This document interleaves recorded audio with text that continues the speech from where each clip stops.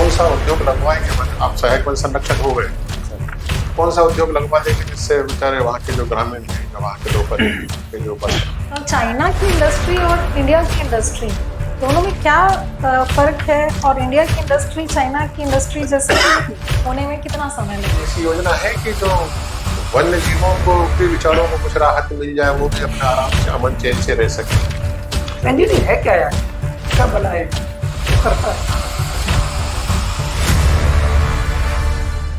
आ जाइए, बैठिए नरेंद्र, बैठिए। थैंक यू रेन जी, जी। आप रहने वाले कहाँ के हैं? सर मैं बड़वा खरगोन के ग्राम मुंडला का निवासी हूँ सर। मुंडला।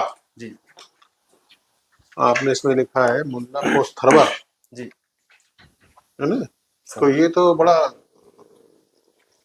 ये कौन सी नदी के कैचमेंट में है गांव आपका? ये सर चोरल नदी नजदीक है इसके गाँव। चोरल नदी का कैचमेंट हो गया, फिर इसके आगे सर नर्मदा नदी भी निकलती है, जो चोरल जिसकी सहायक नदी है, बड़वा इसी के किनारे पर बसा हुआ है।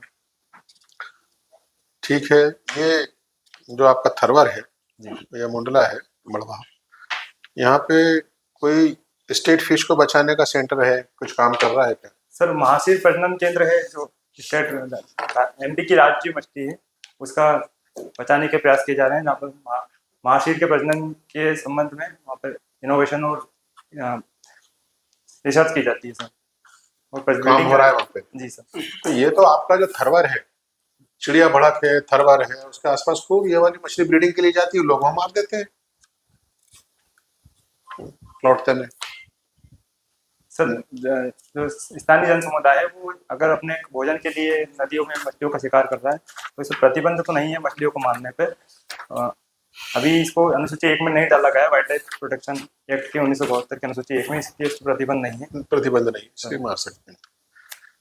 अच्छा, बड़वा और थरवर, आपका तो गांव भी चारों तरफ कई जगह जंगल है, बढ़िया। जी तो कौन कौन से वृक्ष आपने देखते हैं वहाँ पे? सर सामान्यतः वहाँ पर सागौन, बरगद, पीपल, पलाश, धावड़ा, शीशम, बेल, ये सब वृक्ष पाए जाते हैं। अच्छा, तो वहाँ पे जो जड़ी औषधि प्राप्त की जा सकती है?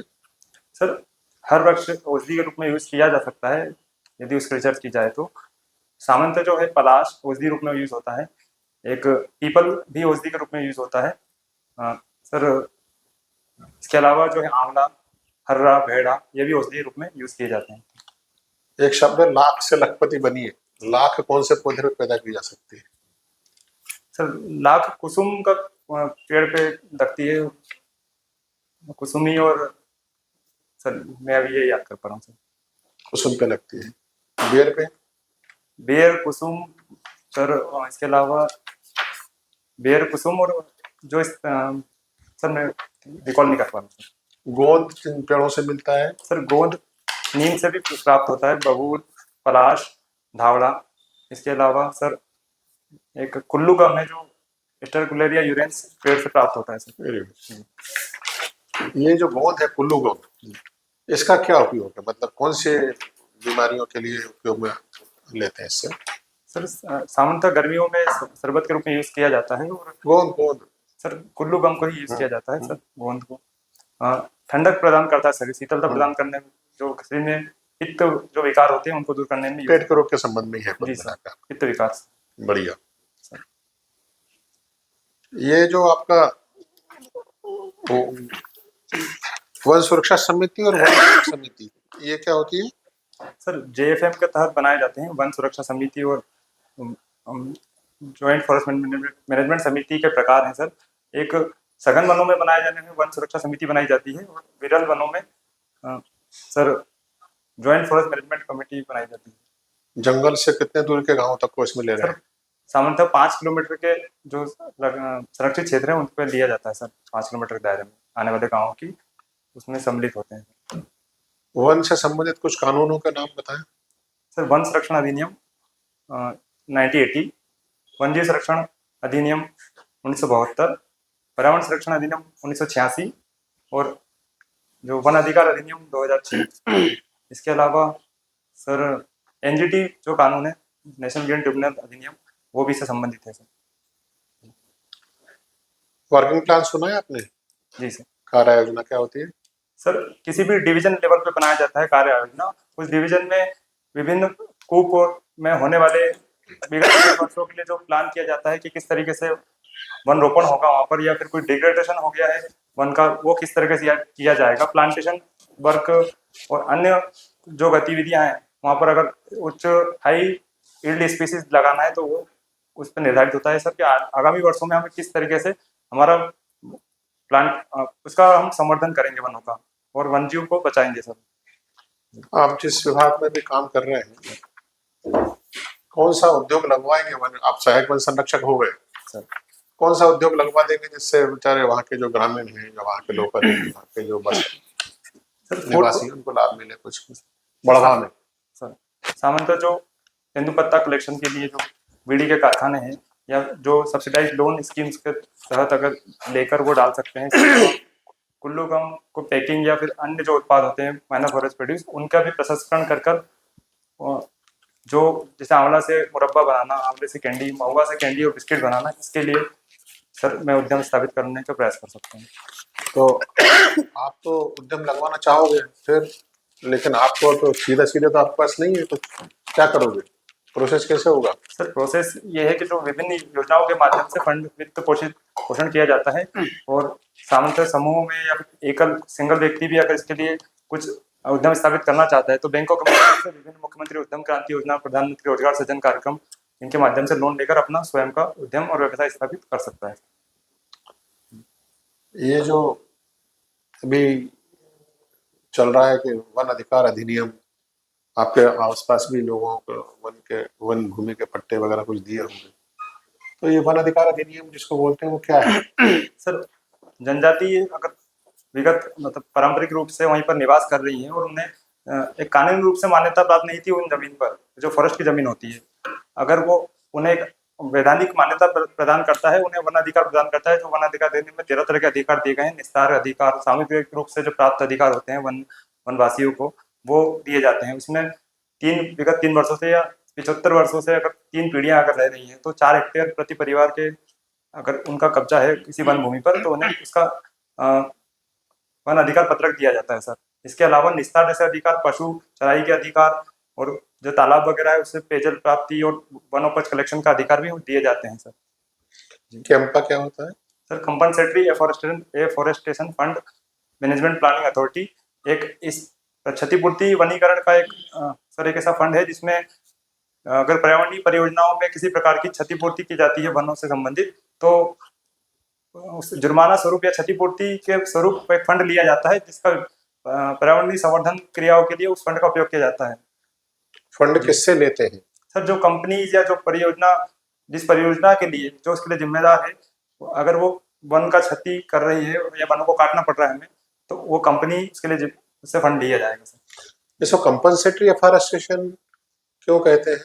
सर सामान्यतः विकास करना हमारी मतलब विकास और जो सामंजस्य बनाना, विकास और संवर्धन में वन संरक्षण में अगर हम वन संवर्धन, इसका हिंदी में सुन लो, क्षतिपूर्ति वनीकरण। क्षतिपूर्ति क्यों कहते हैं सर? क्योंकि विकास कर रहे हैं तो हम पेड़ों को काट रहे हैं तो क्षति पहुंचा रहे हैं पर्यावरण को, तो इसके लिए अन्य स्थान पर हम वनीकरण करना हमारे जरूरी भी है, क्योंकि हमें कार्बन क्रेडिट और अन्य जो पर्यावरणीय जो सर्विसेज मिल रही है उन्हें पूर्ति करना जरूरी है। हम 33% का जो टारगेट है वो भी हम पेड़ काट के पूरा नहीं कर पाएंगे, तो क्षतिपूर्ति स्वरूप हम दूसरे स्थान पर पेड़ लगाने तो आपने पेड़ काटे थे, उसकी प्रति आपने दूसरी जगह लगा के कर दी जी। अब उस जंगल कई जो भी डूब एरिया है उसमें जंगल भी डूबा, आदमी भी डूबा, और जो हमारे वाइल्ड लाइफ का आवास थे वो भी खत्म हो गए। आपके क्षेत्र में कोई ऐसी योजना है कि जो वन्य जीवों को भी, विचारों को कुछ राहत मिल जाए, वो भी अपने आराम से अमन चैन से रह सके? सर समय समय पर टाइगर जैसे रिजर्व बनाए जाते हैं सर, उनका विस्थापन की आपके क्षेत्र में लागू है सर? ओमकारेश्वर जो परियोजना है उसके जो विस्थापित हुए हैं परिवार, जो वन्य जीव को विस्थापित करना पड़ा है सर। मानधाता जी, नेशनल पार्क सर अभी वर्तमान में ओंकारेश्वर, सेंचुरी, ये 2 नाम सुने हैं? सर प्रस्तावित है, अभी वर्तमान में बने। प्रस्तावित है, लेकिन काम तो हो रहा है। जी सर। तो वो इसी का पार्ट है, सर इसको पढ़ना ठीक से। मेरा मैं इंटरव्यू अवश्य नहीं पढ़ूंगा सर। अरे, आपने जेल विभाग की नौकरी को क्यों छोड़ा? मैम जब मैंने 2020 में वन सेवा परीक्षा मेरा अंतिम चयन नहीं हुआ और उसके पश्चात मुझे एक अवसर मिला कि मैं कार्यक्षेत्र को बदलूं, तो मैंने बृहद कार्यक्षेत्र को देखते हुए और थोड़े करियर का आगे आपने बढ़ने के बोला कि उद्देश्य वन से। सेवा में नहीं हुआ, तो वन सेवा ही टारगेट था आपका शुरू जी से? सर। तो फिर मैम मैकेनिकल इंजीनियरिंग क्यों की? मैम जब मैं 12th पास किया तो मैं करियर के अच्छे अपॉर्चुनिटी के लिए मैंने सोचा कि मैं इंजीनियरिंग करता हूँ, उसके पश्चात फिर ख्याल आया 4 साल बाद की वन सेवा में जाना है? नहीं सर। मैम मैंने जब प्रथम वर्ष में से ही मुझे गवर्नमेंट सर्विस करने के लिए मैं मन बना चुका था। अंतिम वर्षों में मैंने गवर्नमेंट एग्जाम दिए और मेरा चयन जो जेल पे हुआ था और मैं लगातार एमपीपीएससी के लिए प्रयासरत हूँ, तो मेरा ये सेकंड अटेम्प्ट है। और जी तो अभी आप सहायक प्रबंधक हैं ऑलरेडी, है ना?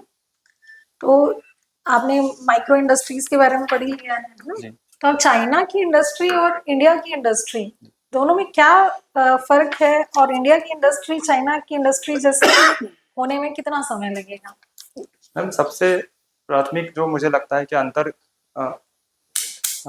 सस्ता लेबर का है, और वहाँ पर जो हमारे यहाँ भी बहुत सस्ता लेबर है। मैम वित्त पोषण भी एक प्रमुख समस्या है हमारे यहाँ पर। जो वित्त पोषण और जो तकनीकी ज्ञान है किसी एस्टेब्लिशमेंट के लिए जो समस्या आती है वो आसानी से उपलब्ध नहीं है। क्यों नहीं हो पा रहा है तकनीकी ज्ञान? हमारा तो ब्रेन बहुत ज्यादा है, हर कंपनी में सॉफ्टवेयर हार्डवेयर हर जगह हमारे इंडियंस जो है विदेशों में बैठे हुए हैं। मैम किसी पर्टिकुलर एक इंडस्ट्रीज को डालने के लिए उस पर्टिकुलर एक्सपर्ट एक जगह पर उपलब्ध नहीं है। इसके लिए हमने जो स्टार्टअप इंक्यूबेशन सेंटर हमने बनाए हैं, अगर किसी को नया कुछ उद्यम डालना है तो उसके लिए है, लेकिन सरल पहुंच नहीं है उस तक, तो वो आसानी से लगा तो नहीं बनाने का मतलब ही क्या है? सर जब प्रयास सरल पहुंच नहीं है, बना के रख दिया है, लाभ मिल नहीं रहा है, कैसे काम करे आपका डिपार्टमेंट? में प्रोडक्शन एक है कि सस्ता मार्केट, हमारे कॉम्पिटिटर बहुत हैं, चाइना और अन्य जो उत्पाद हैं वो हम आयात कर रहे हैं सस्ते प्रोडक्ट, तो उनके लिए बाजार भी अभी जो तो चाइना जैसी इंडस्ट्री बनने में इंडिया को कितना समय लगेगा, कितने मुझे साल लगता है लगेंगे? मुझे लगता है मैम कि 50 वर्ष लगेंगे अगर चाइना 50 वर्ष लगेंगे? क्या क्या कदम उठाने चाहिए तब 50 वर्ष लगेंगे? अभी जो है वो पर्याप्त है क्या? मैम अन्य कदम भी उठाए जाने चाहिए कि तकनीकी ज्ञान उपलब्ध कराया जाना चाहिए। किसी स्टार्टअप को शुरू में जो रियायत दी जा सकती है, करों में कटौती की अगर करके हम दे तो वो आसानी से ग्रो कर पाएंगे और मैं तो मैन्युफैक्चरिंग हब जितना बन देखा सकता है। है स्टार्टअप में बहुत परेशानी होती है लोगों को। युवा चाहते हैं कि हम स्टार्टअप करें पर वैसा सपोर्ट मिल नहीं पाता है। क्या एमएसएमई डिपार्टमेंट अच्छे से काम नहीं कर रहा है क्या? अवश्य अभी काम कर रहा है, लेकिन स्टार्टअप जो पॉलिसीज हैं, पॉलिसीज में परिवर्तन करने की जरूरत है। कुछ स्टार्टअप्स के लिए स्पेशल रियायती पैकेज दिए जाने चाहिए जिससे वो अपना शुरुआती चरण में अच्छे से ग्रो कर सकें और स्टेब्लिश होने के बाद उन्हें रियायतों में छूट क्यों नहीं दे रहे हैं हम? मैम अभी वर्तमान में मध्य प्रदेश जो सरकार है वो इस संबंध में अन्य स्कीम्स लागू है, लेकिन सीधे तौर पर हम नहीं दे रहे हैं उन्हें। अगर किसी खास फील्ड के लिए करते हैं, जैसे कि फूड प्रोसेसिंग के फील्ड के वही लिए जानना रियायती चाह रही हूँ, क्यों नहीं दे रहे हैं? मध्य प्रदेश सरकार क्यों नहीं दे रही है? शासन स्तर का मतलब विचार योग्य है। तो आपको क्या लगता है? एनालिसिस तो किया होगा ना, मैम मुझे दोस्तों लगता के है साथ कि बैठ के बात करते होंगे, यार ऐसा नहीं ऐसा होना चाहिए, क्या लगता है? वर्तमान में अन्य क्षेत्रों में भी हम कदम उठा रहे हैं उद्योगों को बढ़ावा देने के लिए। हमारी अन्य जो स्कीम्स है उनमें फंड जा रहा है। अगर हम उसको एकीकृत करके स्टार्टअप्स पे फोकस करेंगे तो हो सकता है कि फंड की हम पूर्ति कर पाए। तो स्टार्टअप्स पे ही फोकस करना चाहिए। यही आप कह रहे हैं कि अंतर है। दूसरा फंड जो है वो इधर लगा देना चाहिए, फिर उसका क्या होगा? मैम हमने जो जीएसटी कलेक्शन के थ्रू हमारा जो राजस्व वृद्धि तो हुई है, इसके लिए विचार पॉलिसी निर्माण अगर हम करेंगे, इस और ध्यान देंगे तो भविष्य में बेहतर वृद्धि कर सकता है। मैकाट्रॉनिक्स क्या होता है? मैकेनिकल इंजीनियरिंग आपने की है? मैकाट्रॉनिक्स मैकेनिकल और इलेक्ट्रॉनिक्स दोनों जो ब्रांच है वो दोनों के संयोजन से किसी मशीन में जो इलेक्ट्रॉनिक्स उपकरणों या प्रोग्रामिंग के द्वारा उन एक एनर्जी को दूसरी एनर्जी में प्रोडक्टिव वर्क करना। फॉरेस्ट में कैसे इम्प्लीमेंट कर सकते हैं मैकाट्रॉनिक्स को? ड्रोन के माध्यम से, ड्रोन की डिजाइन मैकेनिकल का एक पार्ट है और जो इलेक्ट्रॉनिक्स उसमें जो इक्विपमेंट लगे हैं, मोटर वगैरह एंड तो जो सेंसर वगैरह, उनकी हेल्प से अभी रीजनल इंडस्ट्री कॉन्क्लेव हुई थी, कहाँ पर हुई थी? मध्य प्रदेश में रीजनल मैं जहाँ इंडस्ट्री तक मैं याद कॉन्क्लेव? कर पा रहा हूँ जबलपुर में हुई थी। नहीं, क्या उसके कंक्लूजन है, पॉइंट टेकअवेज क्या है? मैम जहाँ तक मैंने पढ़ा है, मैं याद कर पा रहा हूँ, इसमें जो भी उद्यमी है उनको एक एकल प्लेटफॉर्म उपलब्ध कराना, उनके जो भी दिक्कतें आ रही हैं उनको राजस्व या भूमि जो चिन्हित हम उद्योग के लिए देते हैं वो भूमि को आसानी से उपलब्ध हो जाएगी, और एक ही प्लेटफॉर्म पर उद्योगपति और जो सप्लायर हैं वो आए हैं, जिससे उनको सरलता से वो अपना उद्यम स्थापित कर सकेंगे कि नई जगह पढ़ा है आपने? मैम थोड़ा कम पढ़ा है, इसके बारे में जरूर पढ़ा। अच्छा, जी। बैडमिंटन आपकी हॉबी है। पहला बैडमिंटन टूर्नामेंट कहाँ हुआ था? सॉरी मैम, मैं याद नहीं कर पा रहा। कब हुआ था? इसकी उत्पत्ति कहाँ से मैम हुई? इंग्लैंड के एक बैडमिंटन हाउस से इसकी उत्पत्ति मानी जाती है और ब्रिटिशर्स द्वारा शुरू किया अच्छा, गया था। ये बैडमिंटन खेलते हैं तो कुछ इंजुरीज होती हैं, स्पेशल उसके 3-4 नाम है ना, इंजुरीज के नाम बता पाएंगे? मैम नी इंजुरीज होती है, हैमस्ट्रिंग होती है। जी, मैं अभी ये याद कर पा रहा हूँ। हील में, मैम मैं अभी याद एल्बो कर में, होती है ये। बोन्स में जी नहीं मालूम? ठीक है, थैंक यू। नरेंद्र जी, जी आप लगातार शब्द यूज कर रहे हैं, उद्योग, उद्यम, क्या होता है ये उद्योग?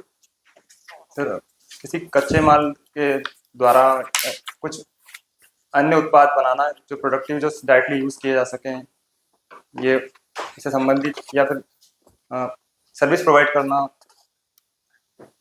अप्रत्यक्ष रूप से। तो प्रत्यक्ष रूप से तो ये है उद्योग से। उद्योग, ठीक। सहायक प्रबंधक हैं आप जी सर। वर्तमान में, ये प्रबंधन क्या होता है? सर जो भी किसी भी संगठन में जो भी क्रियाएं, जो भी प्रोसेस हो रही हैं, उनको बेहतर तरीके से क्रियान्वयन करना ही प्रबंधन है। कौन है इसका जनक? प्रबंधन पढ़ा होगा ना आपने, जब पोस्ट लिया था, किसके थ्रू लिया था ये पोस्ट? सर मैं व्यापम के थ्रू मैंने ये पोस्ट लिया है सर। प्रबंधन पढ़ा होगा उस समय, जी सर। पढ़ा था ना सर आप मैं सब्जेक्ट? जहाँ तक मैं याद कर पाऊँ, पेरोल शायद प्रबंधन के द्वारा। Fayol, Henri Fayol. जी। क्या दिया था हेनरी फ्यूल ने? कोई फॉर्मूला, कोई प्रिंसिपल दिया था? POCCC सुना है आपने? नो सर, मैंने नहीं सुना। पोस्ट कोर्प सुना है आपने? सर मैं सुना है, मैं इसके संबंध में अभी रिकॉल नहीं कर यही तो काम कर रहे होंगे पोस्ट कोर्प का प्रबंधन में। आपका जो फंक्शनिंग है वो पोस्ट कोर्प है, पता है आपको? प्लानिंग, ऑर्गेनाइजिंग, सर ये इसके संबंध में बात करें सर। सर तो यही काम करते हैं ना? जी सर, करते हैं यही। तो क्या है पूरे पोस्ट को बताइए सर जहाँ तक मैं रिकॉल कर पा रहा हूँ, इसका अर्थ प्लानिंग। ये तो कर रहे होंगे आप, इसमें रिकॉल सर, क्या करना है? सर फंक्शनिंग है ना आपकी? पोस्ट कोर्प का मैं फुल फॉर्म याद नहीं कर पा रहा हूँ सर, बाकी इससे संबंधित थोड़ा मुझे याद है कि प्लानिंग, ऑर्गेनाइजिंग, कंट्रोलिंग, जी सर इतना याद कर पा रहा हूँ। साइंटिफिक मैनेजमेंट सुना है आपने? वैज्ञानिक प्रबंधन क्या होता है? सर वैज्ञानिक तकनीकों द्वारा किसी ऑर्गेनाइजेशन का जो है क्रियाकलाप हो रहे हैं उनका प्रबंधन करना साइंटिफिक। वैज्ञानिक तकनीक क्या होती है? वैज्ञानिक तकनीक है सर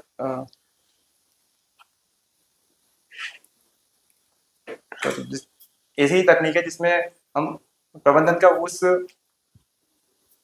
उद्देश्यों को प्राप्त करने के लिए जो साइंटिफिक, सर मैं नहीं कर पा रहा सर, एक्सप्लेन नहीं कर पा। कोई बात नहीं। ये बताइए, इंदौर में भी वृक्षारोपण के लिए एक अभियान चलाया गया था जी अभी हाल ही में 2-4 महीने के, तो क्या नाम था उसका? सर एक पेड़ माँ के नाम अभियान चलाया गया। कितने पेड़ लगाए गए? सर 55 लाख पेड़ों का लगाने का 55 लाख। अभी सर ने पूछा था कि क्या क्या उद्योग आप लगवाएंगे, है ना? आपने बीड़ी उद्योग का नाम लिया। जी सर। बीड़ी उद्योग लगवाओगे यार, ये तो बड़ी दिक्कत वाली बात है। सबसे पहला नाम आपने बीड़ी उद्योग का लिया था। सर फूड प्रोसेसिंग या जो अन्य उत्पाद MFU वो भी मैं लगवाना प्राथमिकता होगी मेरी, लेकिन बीड़ी उद्योग वर्तमान में जो आदिवासी है उनके द्वारा। आपको एज अ सिविल सर्वेंट मान लो, बीड़ी उद्योग लगवाना चाहिए, बंद करवाना चाहिए? सर बंद कराना चाहिए मेरे। तो फिर आप तो लगवा रहे हैं। सर वर्तमान में इससे जो अन्य जो है इनके कॉम्पिटिटर जैसे सिगरेट और ये जो है इंडस्ट्री, इनको बूस्ट मिलेगा और जो आदिवासियों की आय प्रभावित होगी, इसलिए कुल मिला के आप कैंसिल करवा के मानोगे? सर बीड़ी उद्योग लगेगा तो कैंसिल तो होगा, सर ये तो कंफर्म है। सर दीर्घकालीन समय के में बीड़ी उद्योग और अन्य सिगरेट उद्योग जो भी हैं उनको बंद ही किया जाना चाहिए। नशा आप तो लगवा रहे हो ना? सर वर्तमान में इसके लिए बंद करने से अन्य जो है उनको जो कॉम्पिटिटर हैं जैसे सिगरेट और अन्य सिगार वगैरह, तो कॉम्पिटिटर की वजह से आपको लगाना ही पड़ेगा। नहीं सर, ये आय का भी एक स्रोत है। ये तो इस 20% तरीके से आय। ये बात हो गई ना कि हमें तो करना ही करना है क्योंकि कॉम्पिटिटर है हमारे मार्केट में। फिर मानवीय मूल्य नैतिकता का क्या होगा भाई?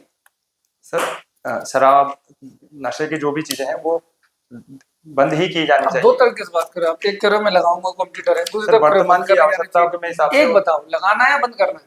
दीर्घकालीन लंबे समय में क्रमिक रूप से बंद किया जाना चाहिए सर।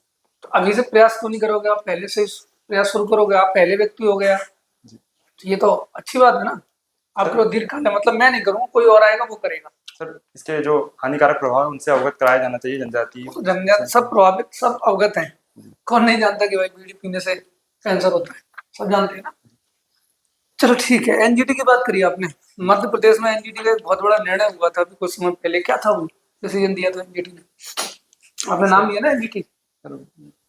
भोपाल में बड़ा तालाब में प्रदूषण की एक जो हुई थी जो आर्थिक गतिविधियां, मनोरंजक गतिविधियां होती है, उनसे झील में प्रदूषण बढ़ रहा है। एनजीटी ने उसके संबंध में दिया था सर। और क्या लिया? एनजीटी है क्या यार? क्या भला है एनजीटी, क्या करता है? सर पर्यावरणीय जो भी पर्यावरण को प्रदूषित करने वाली या पर्यावरण को जो प्रभावित करती है गतिविधियां, जो नेगेटिव रूप से प्रभावित करती है, अगर किसी भी राज्य सरकार द्वारा या अन्य कंपनी द्वारा कुछ भी ऐसी गतिविधि की जाती है तो उसमें और एनजीटी केंद्र सरकार करती है तो? सर केंद्र सरकार पर भी जुर्माना लगा सकती है एनजीटी। अच्छा, जुर्माना लगा सकती है। और कोई पावर है उसके पास?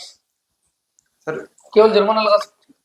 रोक भी सकती है, बंद करवा सकती है अगर कोई इस तरीके से नॉन फॉरेस्ट्री पर्पस से कुछ काम हो रहा है और जो पर्यावरण को नेगेटिव। और जेल भेज सकते हैं, पावर है उसके पास? सर क्या स्टेटस है एनजीटी का, किसके इक्वल है? सर उसकी पावर किसके इक्वल है? मुझे लगता है सुप्रीम कोर्ट के नीचे है, सुप्रीम कोर्ट लेकिन के हाई कोर्ट के नीचे equivalent है। है सर। हाई कोर्ट के हाई कोर्ट के इक्वल है। हरित क्रांति वर्ड सुना है? जी सर। एक लाइन में बताओ हरित क्रांति क्या होती है? सर खाद्यान्न फसलों को, खाद्यान्न उत्पादन को बढ़ावा दिया गया था इसमें। ये हरित क्रांति है। सर मुख्यतः यही है। कैसे बढ़ावा देना? उसके कुछ एलिमेंट्स है ना, उनसे मिलकर तो हरित क्रांति बनेगी। बढ़ावा देना हरित क्रांति है नहीं, फिर तो 1952 में हो गई होती क्रांति हमारी। इसी क्योंकि हमने तो पहली पंचवर्षीय योजना में कृषि पर फोकस कर लिया था। क्रांति क्यों नहीं हुई? सर वो भी हरित क्रांति में आ जाएगा ना। आप जो बोल रहे हो, अगर उन शब्दों को मैं मान लूं तो फिर 1952 में ही पहले हरित क्रांति हो गई आपकी। क्योंकि हरित क्रांति तो 1966-67 में आई ना। क्या विशेष क्या था उसमें, इसलिए हरित क्रांति का? ऐसी किस्में लगाई गई जो खाद्यान्न जिनसे ज्यादा जो किसी भी कंडीशन में वो ग्रो कर सके और खाद्यान्न उत्पादन को इससे बढ़ावा मिला था सर। चावल और गेहूं की कौन जनक है इसका हरित क्रांति का? MS स्वामीनाथन इसके जनक है सर। वर्ल्ड में विश्व स्तर पे आई थी ना, अपने यहाँ तो बाद में आई। विश्व सर मैं में था नाम ना याद कुछ। नहीं कर पा रहा हूँ। नाम याद नहीं कर पर्यावरण की स्वीकृति ली जानी पड़ती है आप उद्योग लगवाने वाले को। तो उद्योग लगाने के लिए कौन ये कौन सी बताइए। पर्यावरणीय स्वीकृतियां प्राप्त करोगे सेंक्शन देने से पहले? बीच में डिस्टर्ब हो गया आपको, वो याद आ गया तो मैं पूछ ही लिया जाए। सर एनवायरमेंटल इम्पैक्ट असेसमेंट होता है किसी भी नए उद्यम स्थापित करने के पहले। वो क्या प्रभावित कितना कर रहा है, किस लेवल तक प्रभावित करेगा, कौन से ग्रीन हाउस गैसेस का उत्सर्जन करेगा या अन्य जो प्रदूषण फैलाएगा, उसकी स्वीकृति मिलती है सर। कौन करता है ये काम? सर एनवायरमेंट इम्पैक्ट असेसमेंट का काम कौन करता है? जी सर मुझे अच्छा, सैंक्शन कौन देता है इसकी? ठीक है भाई, ये इम्पैक्ट असेसमेंट कर लिया, आप पे एप्लीकेशन चला गया, तो इसका कोई मुख्यालय है भोपाल में जो करता है, उसकी स्वीकृति देता हो कि ठीक है वो लगा लो, अनुमति है? सर मैं NOC अनुमान लगा सकता हूँ सर। अनुमान नहीं लगा, सोच लेना फिर पढ़ना। ठीक। एक बस और बताओ कि एलपीजी आया, तो आपको नहीं तो एलपीजी आने के बाद जो है कि स्थितियां खराब हो गई पर्यावरण से संबंधित, वनों से संबंधित। भारत में एलपीजी मालूम, निजीकरण, वैश्वीकरण, उदारीकरण, सुना है? सर इसका क्या इम्पैक्ट आया है पर्यावरण और वनों पर? औद्योगिकरण के बढ़ने से और जो उदारीकरण से जो वनों का जो या जो आवास निर्माण के लिए या कृषि भूमि का बढ़ावा के लिए हम जो वनों को काटा है, तो नेगेटिव इम्पैक्ट पड़ा ही है। और सर उद्योग की गतिविधियां बढ़ने से भी पर्यावरण पे ग्रीन हाउस गैसों का उत्सर्जन और अन्य जो नदियों का प्रदूषण, ये भी हमने बढ़ा है सर। तो रोकेंगे कैसे? एक तरफ हमें बढ़ावा देना है, दूसरी तरफ रोकना है, दोनों काम करने हैं। नदी संरक्षण के लिए हम प्रयास कर रहे हैं सर, जहाँ भी घाटों पर या फिर अन्य जो भी सिंगल पॉइंट जो पोल्यूशन कंपनी नदी संरक्षण छोड़ दो, वो एलपीजी के अंदर उतना ज्यादा वो नहीं है। बाकी और बताओ, औद्योगिकरण चौकट रहे ना, इसके लिए जंगल काटे जा रहे हैं, पर्यावरण प्रदूषण बढ़ रहा है। जो है वो उसके लिए है कि पैसा लेके क्या करोगे, कहाँ लगाओगे? चलो पैसा ले लो, लगाना तो मन कहीं है ना, सर पहले ही काट दे रहे हैं। विकास और संरक्षण में दोनों में संतुलन बनाने की आवश्यकता है सर हमें। कैसे बनाएंगे भाई, तो पूछो। सर फोरेस्टेशन किया जाता है वन विभाग द्वारा, इसके अगर कहीं कोई कहाँ फॉरेस्टेशन ऐसा हुआ है? जितने पेड़ लगते हैं वैसे ही मर जाते हैं। आपको कहीं ऐसा जंगल दिख रहा है जो फॉरेस्टेशन उन्होंने किया और ये बड़ा जंगल बना दिया? सर लंबे समय में अगर जंगल परिवर्तित होता है वृक्षारोपण द्वारा किया जाता है। 1991 में LPG आ गया, 2024 चल रहा है, बहुत लंबा समय तो वैसे भी हो गया। एक फॉरेस्ट मुझे बताओ कि सरकार ने विकसित किया है कि बढ़ाया है ये, एक जगह का नाम सर जो आप जानते हो। ISFR की रिपोर्ट भी कहती है कि हमारा वनावरण बड़ा है। खड़े ना बताओ, स्थान का नाम बताओ, पता है कोई? नहीं सर। चलो ठीक। ठीक है नरेंद्र, आपका इंटरव्यू पूरा हुआ। थोड़ी सी स्माइल रखो चेहरे पे। इतने टेंशन में क्यों? Already you are in service ना, MSME की, और जेल प्रहरी भी थे। जेल में नहीं हो वैसे नर्वस। तीसरी बार मुझे मतलब रिव्यू दिया गया कि मैं बहुत स्ट्रेसफुल इंटरव्यू देता हूँ। हाँ वही यही बोलना है ना। यही तो बोल रहे हैं, थोड़ा स्माइल रखो ना। मैम मुझे नेचुरली आता ही नहीं है। कौन सा इंटरव्यू है आपका? सर सेकंड इंटरव्यू है मेरा ये। मतलब आयोग में हो चुका है, पहले सेकंड है। मेरा सर कब हुआ? फिर भी वो जेल विभाग में रहने के कारण असर पड़ा है। ऐसा वो है एक वन रक्षक नहीं है, कैदियों के साथ रहने हंसी से होता है क्या? जी। भैया प्रबंधन पढ़ लेना। वन रक्षक, वन प्रबंधन का जेल आप कुछ प्रहरी, नहीं बता पा रहे वो हो। भी नहीं हंसी थी। आप सहायक प्रबंधक हैं आई थिंक और प्रबंधन का अगर आपको नहीं पता तो स्थितियां गंभीर है। एक जेल प्रहरी लड़की साइंटिफिक भी आई थ्योरी और ब्यूरोक्रेटिक थ्योरी और वो भी ऐसे ही FW टेलर, जी उन्होंने क्या बोला था कि काम करने के तरीके, वैज्ञानिक तरीके कि कामों को डिवाइड करके कराना, वो होता है साइंटिफिक मेथड, और वही वैज्ञानिक तरीके है ना। ये वाला हॉबी अच्छे से तैयार कर लो। कुछ नहीं बताया आपने हॉबी का, है ना। मैंने हॉबी चेंज करी है और शेड्यूल मेरी कास्ट से रिलेटेड जितने भी राइट्स है, प्रोविजन है, वो अच्छे से देख लो। MSME में शेड्यूल कास्ट से रिलेटेड स्कीम्स को देखो। जी। फॉरेस्ट डिपार्टमेंट, एनवायरनमेंट के सारे लॉज, कॉन्फ्रेंसेस, ये सब अच्छे से देखो ना। दो चीजें और मैं जोड़ूंगा कि जो आपका गांव है वो ओंकारेश्वर से क्या पास में है। ओंकारेश्वर का डूब एरिया का पानी आपके यहाँ तक आया है, ठीक है।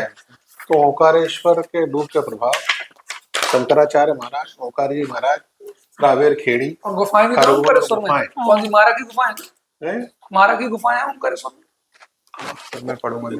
तो चिड़िया भड़क, जी ठीक है। रावेर खेड़ी का मालूम है ना। सर, रावल मैंने खेड़ी? सिविल की प्रिपरेशन नहीं की है तो मैं थोड़ा सा नहीं, factual वो तो knowledge पूछा के जाएगा। साथ- आप समझिए, आप इस प्लेस तो पूछा जाएगा। ये प्रश्न लगेगा आपको। सर इस जो बात पुनर्वास शंकराचार्य, ओंकारेश्वर। कब है आपका इंटरव्यू? सर 25 नवंबर को है। टाइम है और मार्क्स कितने हैं आपके? मैम मेरे मार्क्स हैं 289। 289, ठीक है। और चलो फिर करो धार फिर भी। धार को नौकरी कर रहे हो, धार से रिलेटेड हो जाएगा। बर्लिन की जनजातियां मुझे कितना कवर करना चाहिए उद्योग को, मतलब ये MSME डिपार्टमेंट को, जो प्रबंधन से संबंधित कुछ चीजें पढ़ लो। जी प्रबंधन Schemes क्या पढ़ होता है, लेता कौन फादरवाद, स्कीम्स पढ़ लो। वेबसाइट्स को अच्छे से देख लो, जो जो भी लेटेस्ट चल रहा है, फंक्शन आप कर रहे हो वो आपसे पूछ रहे हैं क्या करते हो। जो काम कर रहे हो, हूँ थ्योरीज जो वगैरह। वो तो काम आपको किया पता है है। जेल डिपार्टमेंट में, उसका थोड़ा सा नॉलेज है ना, तो ये क्योंकि आप दो फीडबैक। डिपार्टमेंट में हो तो पूछा तो जाएगा आपसे। एक आध दो बात जहाँ भी आपको देखा है तो और एक बार हो जाएगा। पुनर्वास पढ़ना चाहिए सर मुझे, जो इसका शंकराचार्य जी रावेर खेड़ी, जी धार का वाग्देवी मंदिर, आंदोलन पढ़ लेना, आंदोलन। नर्मदा बचाओ। मैं बताऊँ और चिड़िया भड़क, जी। है ना। तो धार का और यहाँ का और SC से सर हो मैं ना। इंदौर में रहा हूँ बचपन से, तो स्कूलिंग कॉलेज में रही हूँ। इंदौर का कुछ ऐसा स्पेसिफिक रहा हाँ, परमानेंट एड्रेस तो आपने वही लिखा है ना। जी पढ़ना इंदौर पड़ेगा। इंदौर का और से- देवी अहिल्याबाई का तो पूछा नहीं आपसे, लेकिन वो आपको करना ही पड़ेगा। महेश्वर और देवी एरिया जी। इसके अलावा कोई मतलब जेल का संबंधित BNS वगैरह, BNS भारतीय न्याय संहिता, नहीं, वो ज्यादा कमिश्नरी नहीं, प्रणाली। वो अब वो आप छोड़ चुके हैं ना, बेसिक बेसिक पढ़ा है तो ठीक है। नाम पूछ लेंगे BNS का, BNS का। क्योंकि जेल से जुड़े हो तो थोड़ा बहुत लॉस जेल में। नरेंद्र मोदी जी प्रधानमंत्री हाँ महोदय। बिल्कुल। फॉरेस्ट लॉ एक बार देख लेना। करंट अफेयर्स थोड़ा नाम थोड़ा। नाम से रिलेटेड है, नरेंद्र मोदी जी के बारे में पूछ सकते हैं, ठीक है। जी और Best of luck. उनके बारे में भी स्वामी विवेकानंद जी का भी नाम नरेंद्र था, उनसे उनसे रिलेटेड related। नरेंद्र दत्त। ठीक है। ओके, ऑल द बेस्ट, है ना। Thank you Best of sir, thank you. Sure.